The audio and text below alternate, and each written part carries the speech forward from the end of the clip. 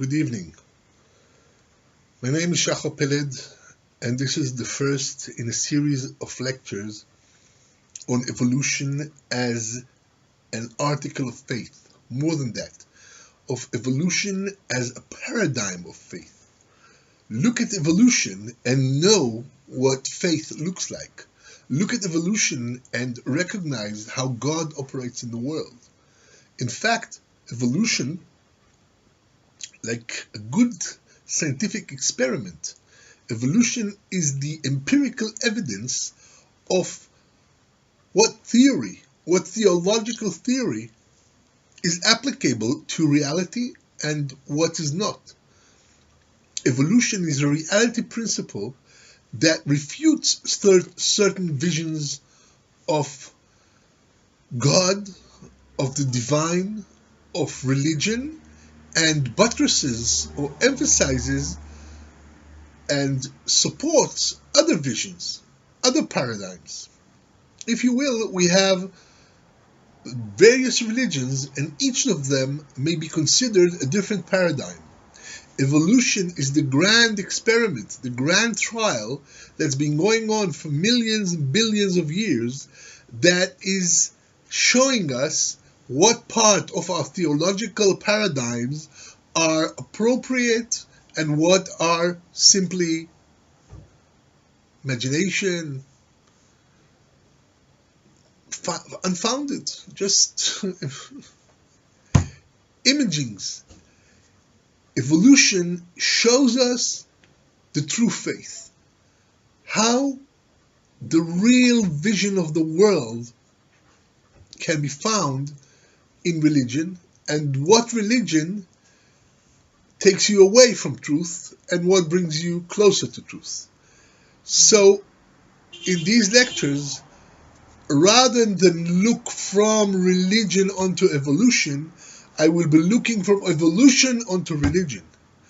I will be discussing evolution as the criterion, and we will look inside the way that evolution works, and we will see that this is a test for faith, because the basis of faith is how God is actually appearing in the world. It's not what I imagine God to be, but how God is appearing, how He is creating the world, and evolution is His creation. If you deny that God is doing evolution, He's driving evolution, then you deny faith, because evolution is happening. This is the truth of our generation.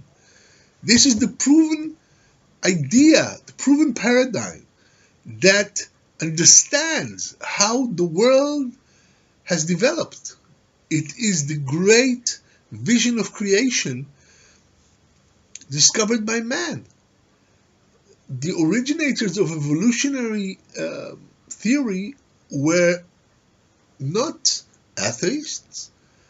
They discovered evolution despite their faith, because evolution was the fact on the ground.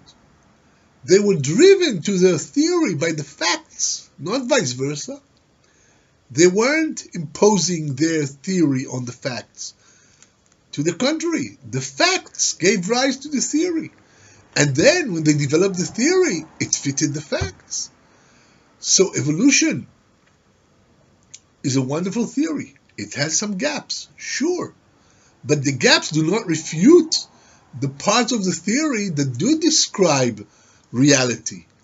The gaps are there to teach us other things, to teach us the depth of evolution, the way that things are going beyond our ken. There is something in the world that is beyond our grasp, that is beyond our understanding. There are many mysteries in evolution. But despite the mysteries, many things are clear. We know the direction of evolution. First there is the amoeba, and then there is fish, amphibians, reptiles, and then they split off, birds, mammals. You see, two divergent strategies of parenthood. We will speak in a further lecture on the evolution of parenthood. It's an amazing thing, parenting. To love another more than yourself. Where did that come about? You don't have it with pathogenesis. Amoeba haven't got parental love. But parenting has appeared in the world. It is something new. The appearance of love, the evolution of love, the evolution of care for another. A bird takes care of its young. It is said that the European swallow has 5,000 flights to raise one chick. Have you seen such parental devotion? And of course, mammals protecting the young inside the body, giving everything, energy, the very body to the young, to the next generation, parental love. It's something that evolved, it appeared. Evolution is something that grows, that starts from a low place, from a place where there is little consciousness, little love, little conception of the other, of what is outside us, little empathy. And then these things appear in the world, slowly, as we shall see. But evolution is the basis of faith. Evolution is the vision that we see how God works in the world, how gradual everything develops, and how nothing is given as it is. Everything needs work, needs gradual growth. Everything needs to happen slowly, with education, with ups and downs, with stops and starts, with dead ends, with reworking, with back to the drawing board. But inexorably, it evolves, it grows, slowly, slowly, slowly. So we learn many things. We learn patience.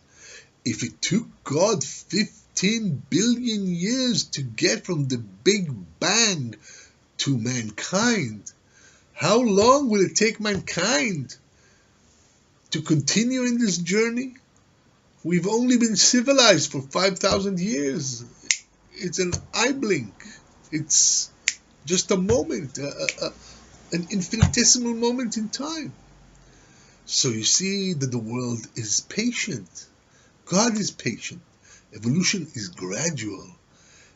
And nothing shows on the surface. Everything seems as if there was no divine intervention there. It's random. You can have calculations of it, laboratories everywhere. They use evolution daily to show how creatures develop one from the other. But how is it then that we see greater gentleness, greater consciousness, greater love? There is a direction.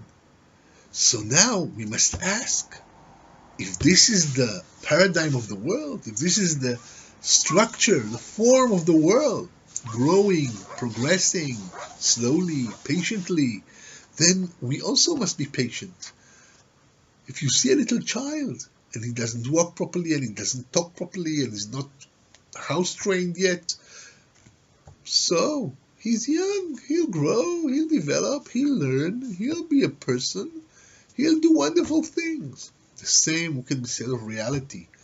You see, reality, it's not perfect, it's broken, it has imperfections. So, okay, it's a process. We came from the dinosaurs. Look at us now. We came from amoebas. Look at us now. It's good. It's people. They can talk, they can grow, they can learn, even when there's atrocities. We learn from atrocities. We learn from it.